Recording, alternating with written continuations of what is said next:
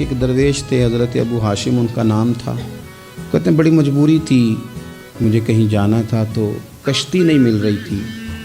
اچانک ایک کشتی گزرنے لگی تو میں بھی سوار ہونے لگا تو ملاح نے مجھ سے کہا کہ یہ ایک صاحب بیٹھے ہیں, بڑے امیر ہیں, ساتھ ان کی کنیز ہے, انہوں نے مجھ سے بک کر لی ہے ساری کی ساری. کیا کیا سی سالم کرا لیا ٹانگا, وہ ساری کی ساری بک کر لی ہے تو میں تو کسی کو نہیں بٹھا سکتا. تو وہ جو صاحب بیٹھے تھے بڑے سیٹھ آدمی تھے, کہنے لگے میاں آپ کسی اور کشتی میں. وہ جو ان کی کنیز تھی نا, وہ کہنے لگی چہرے سے کوئی نیک آدمی لگتا ہے, چلو اتنی سواریوں کی جگہ ہے, کسی کونے خدرے میں بیٹھ جائے گا, ہمارا کیا جائے گا. کہا اچھا چلو آ جاؤ.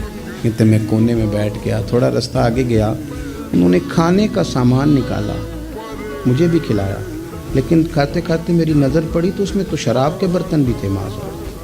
پھر اس شخص نے کھانا کھانے کے بعد اس کنیز سے کہا کہ مجھے معاذ اللہ گانا سناؤ. وہ گانے گانے لگی, یہ میری طرف متوجہ ہونے لگا, مجھے کہنے لگا سنو. میں نے کہا میں یہ نہیں سنتا. پھر میری طرف شراب بڑھائی, میں نے کہا میں نہیں پیتا. تو کہنے لگا تو کیا سنتا ہے, تو کیا سنتا ہے. تو کہنے لگے میں سناؤں کیا سنتا ہوں. کہا سنائیے. فرماتے میں نے قرآن پاک پڑھنا شروع کر دی. تو کہتے ہیں میں نے اسے چند آیتیں سنائیں, اس کی تو کیفیت ہی بدل گئی. کہنے لگا مولانا زندگی بڑی گناہوں میں گزری ہے, اب توبہ کر لوں تو مالک معاف کر دے گا. کارنامے خطرناک ہیں, پیچھے رجسٹر کالا سیاہ, معافی ہو جائے گی. دولت بڑی تھی تو پھر ہم نے بھی شراب کباب شباب میں اڑا دی ساری, معاف کر دے گا. تو کہتے ہیں میں نے کہا ہو بندے کے آنے کی دیر ہے, اس کی رحمت تو فوراً ہی قبول کر لیتی ہے. ویسے بھی عدل کریں تے تھر تھر کمبن, اونچیاں شانہ والے تجھے فضل کریں تے پھر تے بخشے جامن میرے جے منہ کالے.